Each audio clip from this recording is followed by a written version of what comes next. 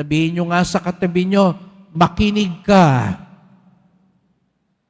Ayan, di yata kayo nakinig. No? Mga mahina. Sabihin nyo nga uli sa katabi nyo, makinig ka. Ayan, bakit po? Dahil sabi ni Jesus Nazareno nung tinanong siya, ano ang pinakamahalaga? Ang una at pinakamahalagang utos.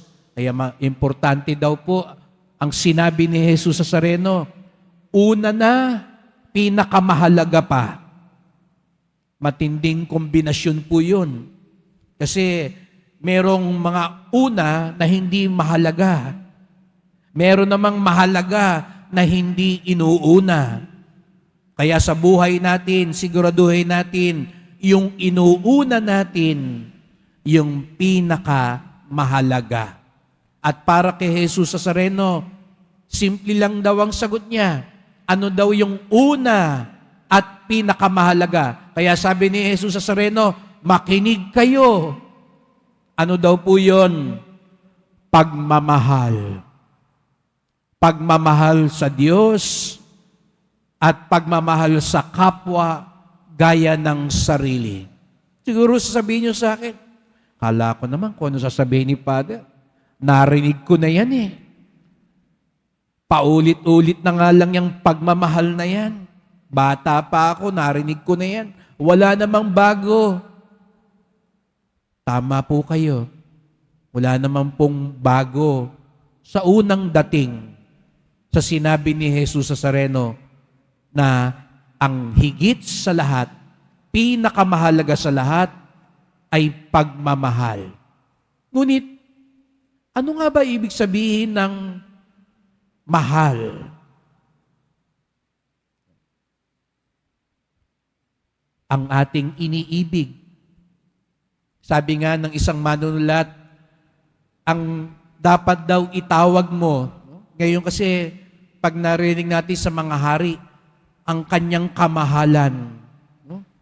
Minsan, kinukutya natin pag inutusan ka. Ewan ko kung ginagamit pa ito ng mga kabataan. Di ba? Pag sayang, kunin mo yan. Opo, kamahalan.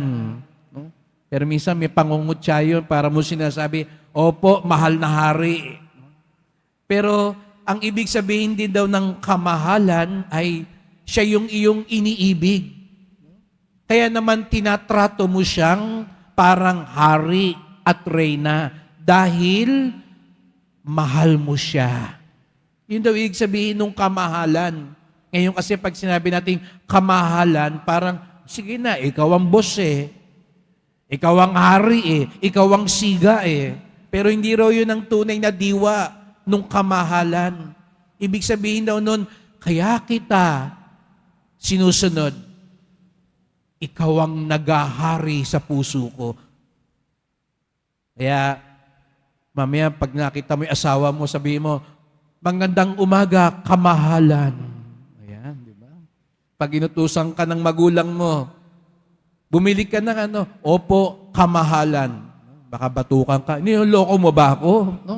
Hindi po. No? Sabi ni Father, ganun daw ho, kamahalan. Pero ano pa ibig sabihin nun? Bakit mo nga sinusunod? Bakit nga yan ang pinagaharian ng puso mo? Dahil pag sinabi mong mahal, ibig sabihin daw talaga niyan, mamaya, iba sa inyo natitiyak ko, pupunta dyan, mag-iikot, mamamalengke. Pag umiikot ako, tas narinig ko, magkano itong 1 kilong kamatis? Iba sa inyo sabihin, ang mahal naman. Pwede bang tumawad? Kaya ibig sabihin din daw ng mahal, mataas ang halaga. Kaya iba sa inyo, pag gumawa, ay, isosoli mo na kasi mahal. Mataas ang halaga. Yun daw ibig sabihin ng mahalaga, ng mahal. Kaya pala, mahalaga ang tawag din natin. Nakita niyo po yung pagkadugtong dalawang salita? Mahal, mahalaga. Dahil pag sinabi mong mahal mo ang Diyos, mahal mo ang kapwa, ibig sabihin nun, pinahalagahan mo. Pinahalagahan mo ang Diyos. Kaya nga, nandito tayo ngayon. Pwede naman kayo maglakwatsa na lang. Extend, yung iba ngayon, extended ang bakasyon. Iba nga, hindi na nagpunta. Kaya nga, iba sa inyo, nagpunta sa sementeryo, pinaglaanan nyo ng oras. Dahil pinahahalagahan nyo siya. Yung mga dumalaw sa sementeryo, di ba? Pwede naman kayong hindi na pumunta.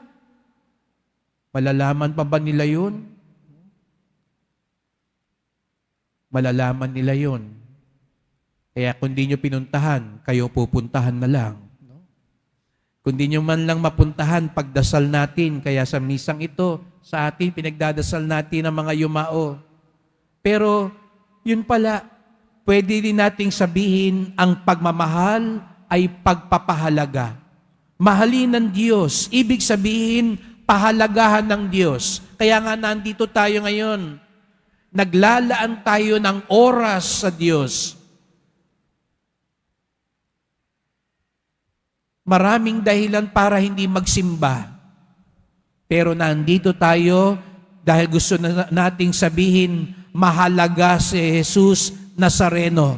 Kaya ang nagsasabing mahalaga, pinakamahalaga ang Diyos sa buhay ko, itaas nga ang kamay at pumalakpak ng mas malakas.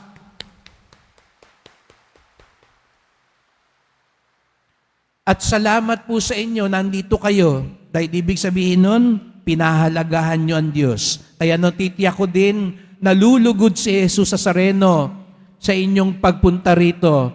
Kaya sabihin mo nga sa katabi mo, buti na lang nagpunta ka. Ayan. Kaya palakpakan naman natin din ang bawat isa na nandito ngayon. Salamat po. No? Natitiyak ko, masaya si Jesus Nazarenong makita tayo ngayon. Dahil pinapatunayan nating mahalaga siya sa atin. At hindi lang basta-basta pahalagahan natin siya higit sa lahat. Kaya ang iba sa inyo, inuuna ang magsimba. Higit sa lahat. Hindi ko sinasabi po na yung magsisimba mamayang gabi, hindi niya inuuna. Pero may ibang tao, ganun ang gusto niya. Father, gusto ko una sa lahat. Ang una kong gagawin sa araw, linggo, magsimba. Pero hindi lang inuuna sa oras, inuuna din sa buhay. Kaya nga, napansin nyo, paulit-ulit si Jesus Nazareno, paano daw ibigin ng Diyos? Ng buong kaluluwa, buong puso, buong pag-iisip, buong lakas. Sa makatwid, ang pagmamahal sa Diyos, buong buo. Ano ibig sabihin nun? Hindi pira-piraso. Opo, inuna nyo siya ngayon. Pinahalagahan nyo siya ngayon. Pero hindi ibig sabihin paglabas nyo mamaya, pahinga na yung pagmamahal ko sa Diyos. Gagawin ko na yung gusto ko. Magkakasala na ako. Hindi po. Pag sinabing pinapahalagahan natin, minamahal natin ang Diyos, buong buo, hindi pira-piraso, hindi panapanahon, kundi buong buo. Baka naman sabihin nyo, paano yun, Father? Di na ako lalabas ng simbahan? Magmimisa na lang ako buong araw sa Quiapo? Hindi po. Ibig sabihin lang nun, paglabas natin, hindi lang itong isang oras, ipinamamalas ko ang pag-ibig ko sa Diyos. Ang mga pipiliin ko mamaya, gagawin ko mamaya, iisipin ko mamaya, pupuntahan ko mamaya, nakaugat pa rin sa pagmamahal ko sa Diyos. Yun ang ibig sabihin ng pinapahalagahan ko ang Diyos. At ganun din, mahalin mo ang iyong kapwa gaya ng pagmamahal mo sa iyong sarili. Pahalagahan din natin ang ating kapwa. Ano ba ibig sabihin pag sinabi mong pinapahalagahan mo?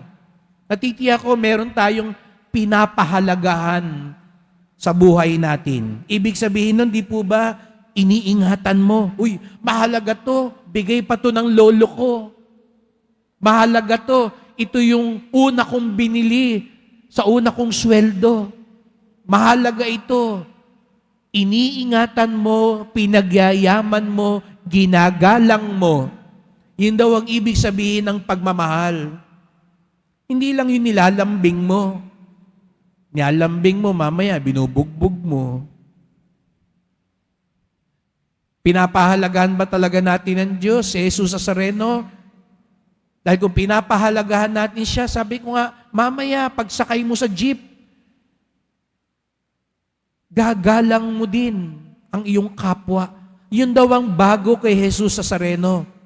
Pinagdudugtong niya ang pagmamahal sa Diyos at pagmamahal sa kapwa. Kaya pahalagahan mo din ang kapwa mo. Hindi mo pwedeng sabihin, mahal ko ang Nazareno. Pero mamaya paglabas mo, upakan kita dyan, ha? Naku. Hindi raw yun pwede. Magkadugtong ang pagmamahal sa Diyos, ang pagpapahalaga sa Diyos at sa kapwa. Kapag hindi mo na pinahalagahan, di ba, pag sinabi nyo nga hong mahalaga, mataas ang halaga. Ano raw ang kabaliktaran nun? Pag hindi mo na itinataas ang halaga, ibinababa mo ang halaga. Ano raw yun ibig sabihin nun? Pag binababa mo ang halaga, hindi na siya mahal, mura na. Ayun. Kaya pala, pag minumura mo ang kapwa mo, minumura mo ang Diyos. Ang ibig sabihin nun, binababa mo ang halaga. Kaya ang mura, hindi lang yan biro-biro, mga kapatid. Hindi lang yan bukang bibig. Hindi lang yan dulas ng dila. Sinasalamin yan kung papaano mo pinapahalagahan yung kaharap mo. Kaya pag nagmumura ka, ibinababa mo ang halaga. Kaya nga, di ba, pag tumatawad tayo, yun ang ginagawa natin. Ay, ang mahal naman yan. Pwede bang kalahati agad ang tawad mo? Kaya pag uwi mo, sabihin mo sa asawa mo, nakamura ako. Nakakala, nagmura ka. Hindi, nakamura ako. Pero ganun daw yun. Kaya, ang ibig sabihin pala, pahalagahan ng Diyos, pahalagahan ng kapwa, itaas natin ang halaga. Pangalagaan natin, unahin natin, buong-buo natin ibigay. Hindi siya mura, mahalaga siya. Bakit ito inutos ni Jesus Nazareno? Sapagkat mga kapatid, una tayong minahal ng Diyos. Tayo, mahalaga tayo sa Diyos. Maniwala ka o hindi, mahalaga ka sa Diyos. Kaya pahalagahan mo ang iyong kapwa. Pahalagahan mo ang iyong sarili. Siguro may nagsisimba rito, pakiramdam mo, palpak ako, sablay ako, wala na akong kwenta, ang dami ko nang mali sa buhay, ayoko na. Kaya ka napadpad dito. Gustong sabihin sa iyo ni Jesus Nazareno, huwag ka makinig sa demonyo. Mahalaga ka sa akin. Kahit na minsan sumasablay ka, nakakalimot ka, kahit na minsan nagkakasala ka, kaya nga niya pinasa ng krus, kaya nga niya inalay ang kanyang buhay, mahalaga tayo sa Kanya. Kaya nga sabi ko kanina, nung nagsimula ako, kaya tayo narito, tinawag tayo ng Diyos, mahal tayo ng Diyos. At ang ibig sabihin nun, pinahalagahan tayo ng Diyos. Kaya nga, ang inalay ni Jesus Nazareno, buong buo, gaya ng sinabi niya, hindi pira-piraso, hindi panapanahon. Kaya nga malakas ang loob nating lumapit sa Poong Nazareno kasi alam natin, wala siyang pinipiling panahon para sa atin. At kapag siya'y nagmahal, buong buo, inalay niya ang kanyang buhay sa atin. At ganun din sana tayo na nagsasabing mga tunay na deboto, tunay na alagad, tunay na kaibigan ni Jesus Nazareno. Pagmamahal, pagpapahalaga, ito ang una at pinakamahalaga para kay Jesus Nazareno.